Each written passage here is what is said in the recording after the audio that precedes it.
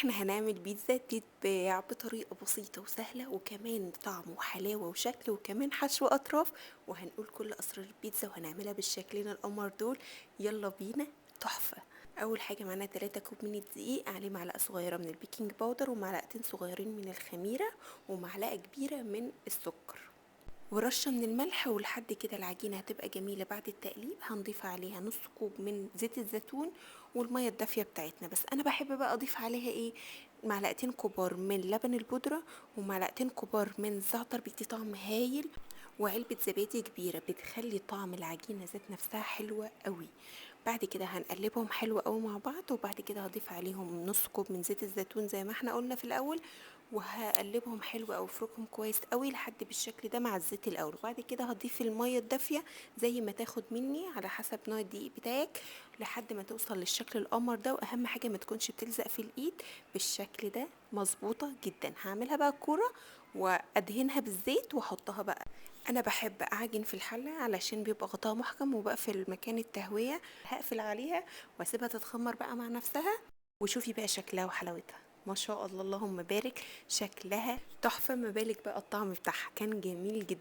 هنجيب الصواني بتاعتنا بقى، هندهنها بالزيت كويس قوي، وبعد كده هنعمل عليها رشه من الدقيق، وهنخبط فيها بالشكل ده كده علشان نوزع الدقيق. وهنجيب بقى العجينه نفردها، وهساوي بقى الاطراف بالشكل ده. لازم ترفعي سمك العجينه بتاعك خالص، لان احنا مش هنخرمها عشان لما البيكنج باودر يرفعها لك توصلي للسمك المظبوط بتاعها. معانا صوص البيتزا وصوص الرانش، هكتب لك طريقتهم في الديسكريبشن بطريقه سهله وبسيطه جدا من غير اي مجهود. اول واحده هعملها بصوص البيتزا، وجبت عجينه صغيره وفتحتها من النص كده وحطيت فيها الجبنه وعملتها شكل الليمونه الصغيره. بعد ما استقريت على الشكل اللي انا هعمله، شلت شويه من البيتزا من الاحراف مكان ما انا احط الكور عشان تمسك اكتر مع العجينه بالشكل ده.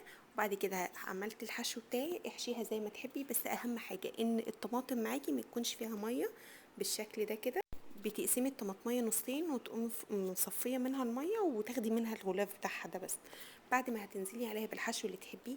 عايزه تدهني الحاجات دي زي ما تدهنيها براحتك، لبن بتاع اي حاجه زي ما تحبي. انا اكتفيت بالصوص بتاع البيتزا وطبطبت عليها عشان يبقى الشكل باين بالشكل ده. وده شكلها النهائي. في نص ما هي بتستوي هحط عليها الجبنه عشان تبقى سايحه معانا وتمط معانا. هنيجي بقى للتانية معانا، هعملها بصوص الرانش وهعملها بشكل تاني خالص. هعمل فراخ بالشكل الدائري ده، وبعد كده احط عليه الجبنه بالشكل ده وهقفلها. لازم تقفليها كويس، بس اهم حاجه وتتاكدي. ايوه بالشكل ده، هتاكد ان هي اتقفلت كويس معايا بالظبط كده، وتبقى كده خلصت. هجيب بقى المقص واقص بالشكل الدائري ده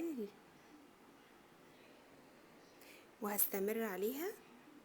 هحب بقى ان انا اعمل الاطار ده بصوص البيتزا علشان تعمل لي اطار تبين لي الشكل اكتر ويبقى شكلها احلى واحلى بالشكل القمر ده. شكلها لذيذ قوي. ونحطها بقى في الفرن على درجة حرارة 180، وفي نص التسوية زي ما اتفقنا هحط الجبنة، وهيبقى ده شكلها جميل جدا وكان طعم جميل قوي.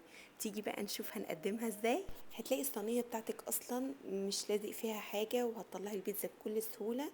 انا سبتها لحد ما تبرد علشان اعرف اتحكم فيها، لان انا لو كنت شلتها بدي بس عشان هي كانت تقيلة من الحشو والحاجة كانت ممكن تتقطع مني.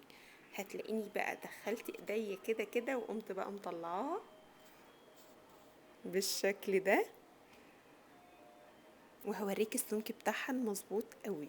شوفي الصينيه بتاعتك اصلا حلوه ازاي. ملناش دعوه بحشو الاطراف اللي فوق، احنا لينا بالسمك اللي تحت. سمك مظبوط جدا، لا منه تخين زي الكيكه ولا منه رفيع قوي تحسي انت بتاكلي حشو بس.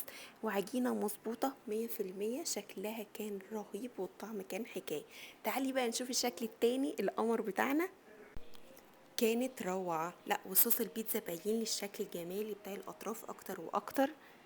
تخيلي الجمال ده اصلا كان طعمه عامل ازاي. قولوا لي بقى في الكومنتات تتباع ولا لا. هتجربيها هتحبيها قوي. بألف هنا.